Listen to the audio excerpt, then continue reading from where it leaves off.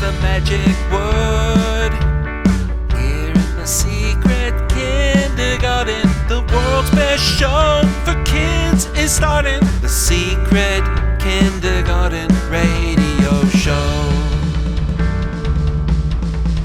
Use your ears and your imagination. We're going to play, we're having fun. The magic secret kindergarten on the Revolution radio station.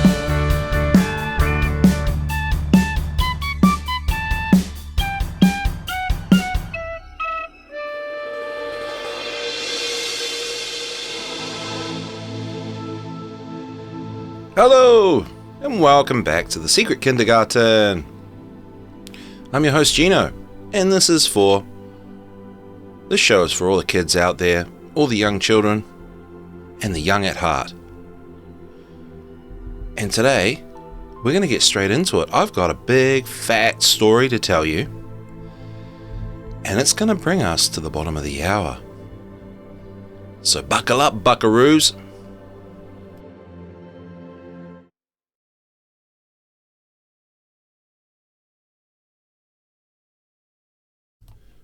This is the story of Sigurd. This is a very old story. The Danish, who used to fight with the English, should I say the Danes, in King Alfred's time, knew this story. They have carved on the rocks pictures of some of the things that happen in the tale, and those carvings may still be seen. Because it is so old and so beautiful, the story is told here again. But it has a sad ending. Indeed, it is all sad, and all about fighting and killing. Once upon a time there was a king in the north who had won many wars, but now he was old. Yet he took a new wife, and then another prince, who wanted to have married her, came up against him with a great army. The old king went out and fought bravely, but at last his sword broke, and he was wounded, and his men fled. But in the night, when the battle was over, his young wife came out and searched for him among the dead. And at last she found him, and asked whether he might be healed. But he said, no. His luck was gone. His sword was broken, and he must die. And he told her that she would have a son, and that son would be a great warrior, and would avenge him on the other king, his enemy. And he bade her keep the broken pieces of the sword, to make a new sword for his son, and that blade should be called Gram. Then he died, and his wife called her maid to her and said, let us change clothes, and you shall be called by my name, and I by yours, lest the enemy finds us. So this was done, and they hid in a wood, but there some strangers met them and carried them off in a ship to Denmark. And when they were brought before the king, he thought the maid looked like a queen, and the queen like a maid. So he asked the queen, how do you know in the dark of night whether the hours are wearing to the morning? And she said, I know, because when I was younger, I used to have to rise and light the fires, and still I waken at the same time. A strange queen to light the fires, thought the king. Then he asked the queen, who was dressed like a maid, how do you know in the dark of night whether the hours are wearing near the dawn? My father gave me a gold ring, said she, and always ere the dawning, it grows cold on my finger. A rich house where the maids wore gold, said the king. Truly you are no maid, but a king's daughter. So he treated her royally, and as time went on, she had a son called Sigurd, a beautiful boy and very strong. He had a tutor to be with him, and once the tutor bade him go to the king and ask for a horse.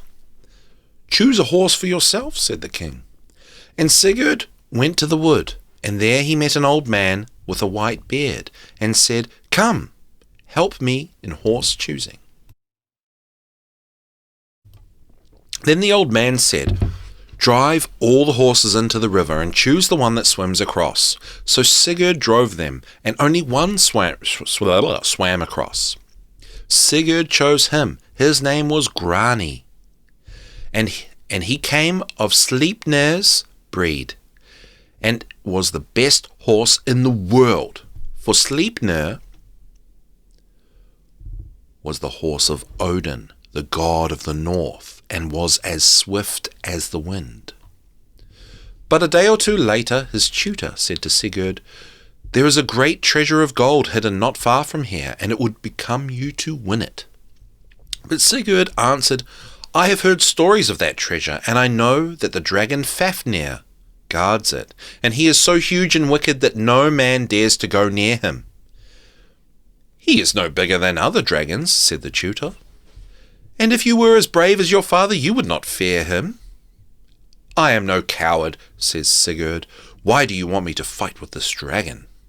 Then his tutor, whose name was Regin, told him that all this great hoard of red gold had once belonged to his own father, and his father had 3 sons.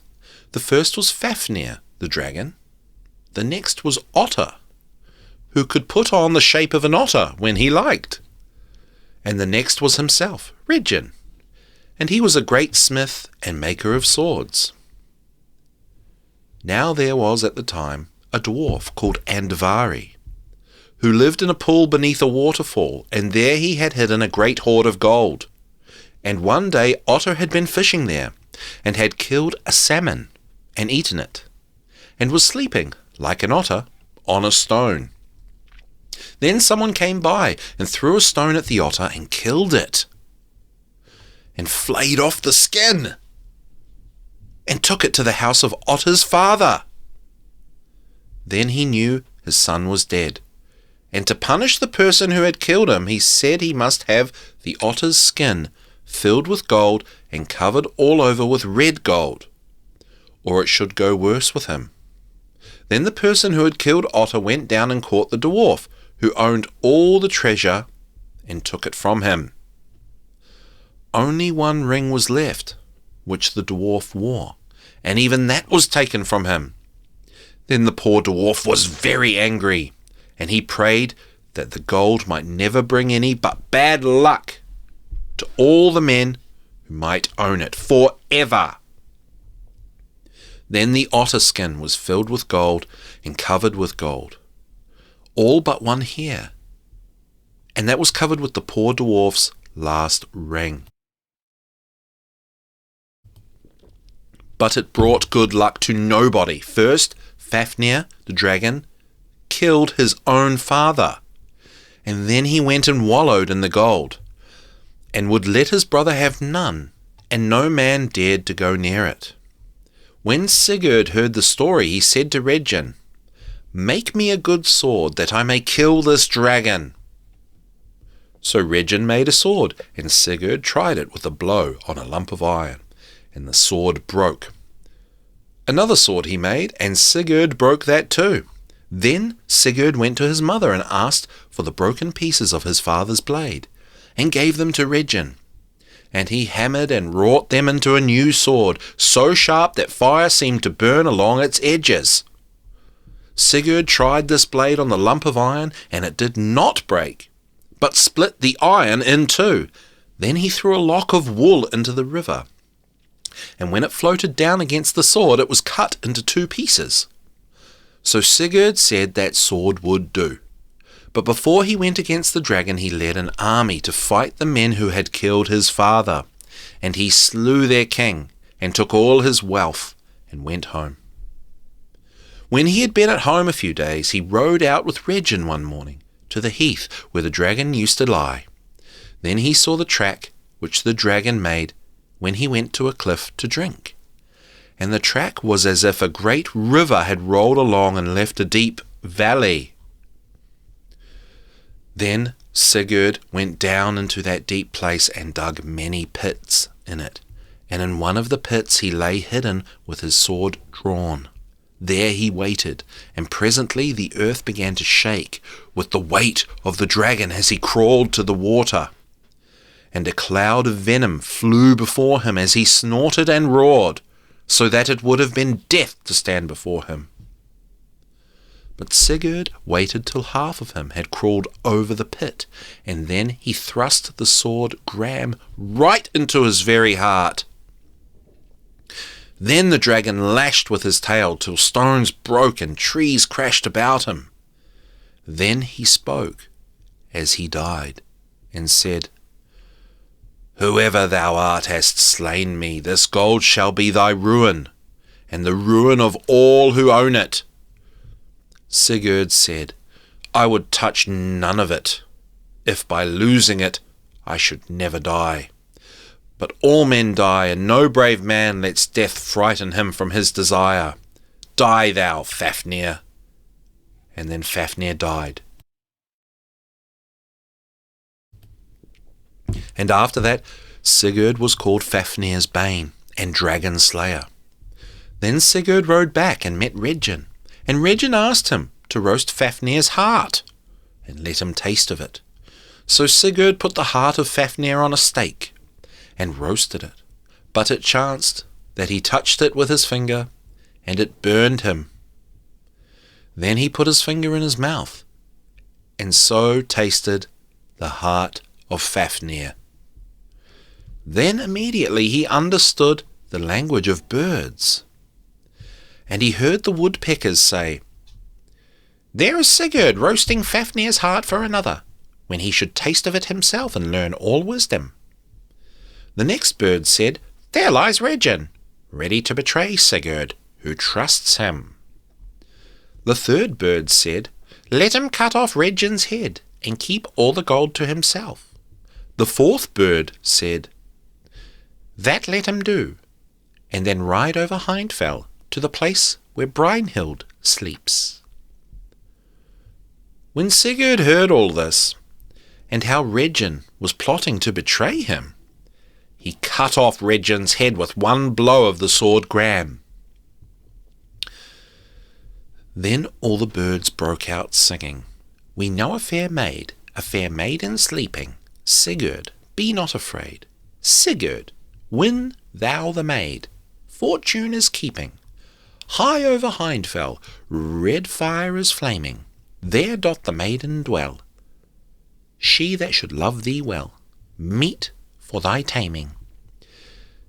There must she sleep till thou comest for her waking. Rise up and ride, for now. Sure she will swear the vow, fearless of breaking." Then Sigurd remembered how the story went that somewhere, far away, there was a beautiful lady enchanted. She was under a spell, so that she must always sleep in a castle surrounded by flaming fire. There she must sleep forever till there came a knight who would ride through the fire and waken her. There he determined to go. But first he rode right down the horrible trail of Fafnir, and Fafnir had lived in a cave with iron doors, a cave dug deep down in the earth, and full of gold bracelets and crowns and rings. And there, too, Sigurd found the Helm of Dread, a golden helmet, and whoever wears it is invisible. All these he piled on the back of the good horse Grani, and then he rode south to Hindfell. Now it was night, and on the crest of the hill Sigurd saw a red fire blazing up into the sky, and within the flame a castle, and a banner on the topmost tower. Then he set the horse Grani at the fire, and he leaped through it lightly, as if it had been through the heather. So Sigurd went within the castle door, and there he saw someone sleeping, clad all in armour. Then he took the helmet off the head of the sleeper, and behold, she was a most beautiful lady. And she wakened and said, "Ah, is it Sigurd, Sigmund's son, who has broken the curse and comes here to waken me at last?" This curse came upon her when the thorn of the tree of sleep ran into her hand long ago as a punishment because she had displeased Odin the god. Long ago, too, she had vowed never to marry a man who knew fear, and dared not ride through the fence of flaming fire. For she was a warrior maid herself, and went armed into the battle like a man. But now she and Sigurd loved each other, and promised to be true to each other. And he gave her a ring, and it was the last ring taken from the dwarf Andvari. Then Sigurd rode away, and he came to the house of a king, who had a fair daughter. Her name was Gudrun, and her mother was a witch. Now Gudrun fell in love with Sigurd, but he was always talking of Brynhild, how beautiful she was and how dear. So one day Gudrun's witch mother put poppy and forgetful drugs in a magical cup, and made Sigurd drink to her health. And he drank, and instantly he forgot poor Brynhild, and he loved Gudrun, and they were married with great rejoicings. Now the witch, the mother of Gudrun, wanted her son Gunnar to marry Brynhild, and she bade him ride out with Sigurd and go and woo her. So forth they rode to her father's house, for Brynhild had quite gone out of Sigurd's mind by reason of the witch's wine. But she remembered him and loved him still. Then Brynhild's father told Gunnar that she would marry none but him who could ride the flame in front of her enchanted tower. And thither they rode, and Gunnar set his horse at the flame, but he would not face it. Then Gunnar tried Sigurd's horse Grani, but he would not move with Gunnar on his back.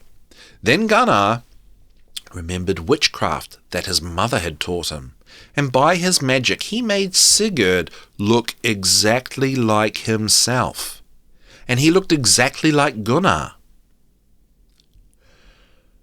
Then Sigurd, in the shape of Gunnar, and in his mail, mounted on Grani, and Grani leaped the fence of fire, and Sigurd went in and found Brynhild. But he did not remember her yet because of the forgetful medicine in the cup of the witch's wine. Now Brynhild had no help but to promise she would be his wife, the wife of Gunnar, as she supposed, for Sigurd wore Gunnar's shape, and she had sworn to wed whoever should ride the flames. And he gave her a ring, and she gave him back the ring he had given her before, in his own shape as Sigurd, and it was the last ring of that poor dwarf Andvari. And then he rode out again, and he and Gunnar changed shapes, and each was himself again, and they went home to the witch queens. And Sigurd gave the dwarf's ring to his wife Gudrun. And Brynhild went to her father and said that a king had come called Gunnar, and had ridden the fire, and she must marry him.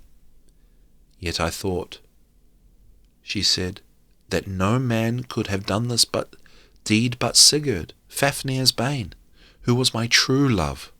But he has forgotten me, and my promise I must keep. So Gunnar and Brynhild were married, though it was not Gunnar, but Sigurd in Gunnar's shape that had ridden the fire. And when the wedding was over and all the feast, then the magic of the witch's wine went out of Sigurd's brain, and he remembered all. He remembered how he had freed Brynhild from the spell, and how she was his own true love, and how he had forgotten and had married another woman, and won Brynhild to be the wife of another man.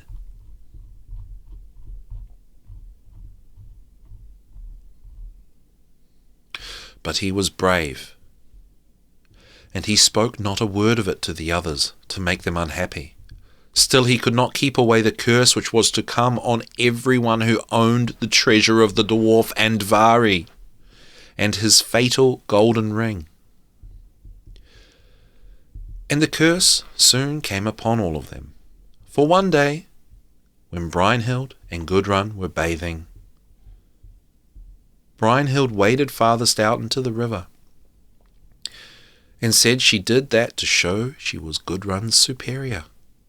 For her husband, she said, had ridden through the flame when no other man dared face it.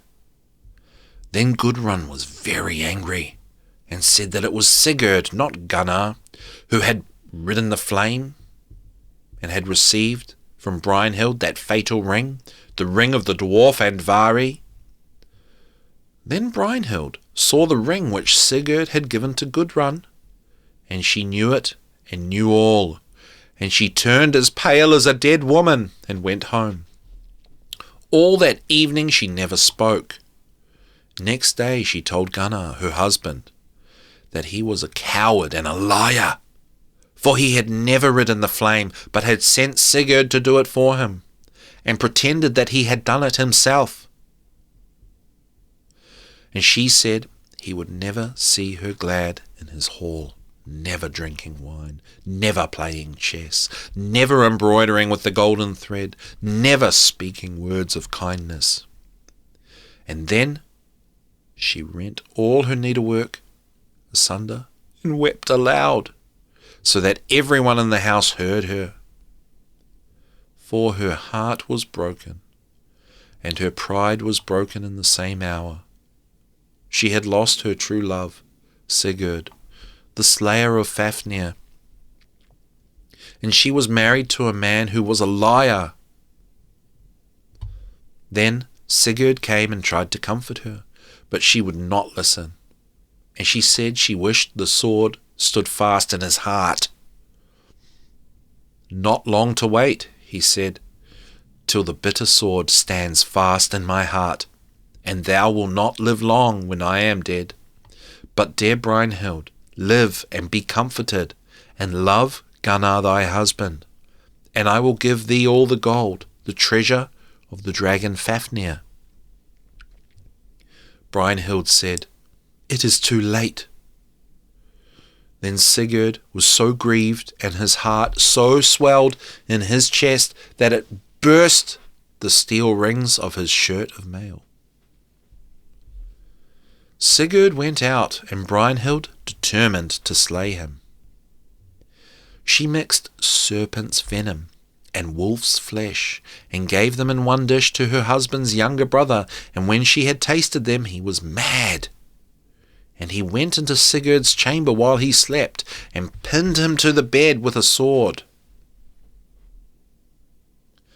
But Sigurd woke, and caught the sword Gram into his hand, and threw it at the man as he fled, and the sword cut him in twain. Thus Sigurd died. Fafnir's bane, whom no 10 men could have slain in a fair fight. Then Gudrun wakened and saw him dead, and she moaned aloud, and Brynhild heard her and laughed. But the kind horse Grani lay down and died of very grief. And then Brynhild fell a-weeping till her heart broke. So they attired Sigurd in all his golden armour, and built a great pile of wood on board his ship, and at night laid on it the dead Sigurd, and the dead Brynhild, and the good horse Grani, and set fire to it, and launched the ship, and the wind bore it blazing out to sea, flaming into the dark. So there was Sigurd and Brynhild burned together, and the curse of the dwarf Andvari was fulfilled.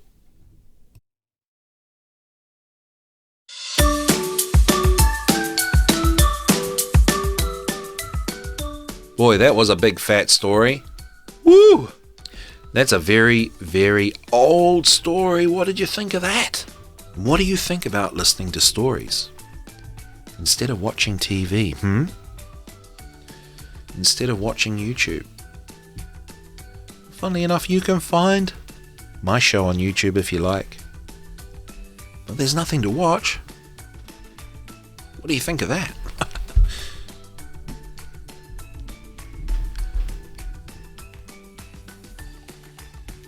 Listening's fun though. Right now I've got a big fat pair of headphones on, big headphones with cushions around the ears. And I love it. You know what I noticed? I noticed that kids love it too. A nice cozy corner of the house. Cushions on the ground. Picture books around, even better.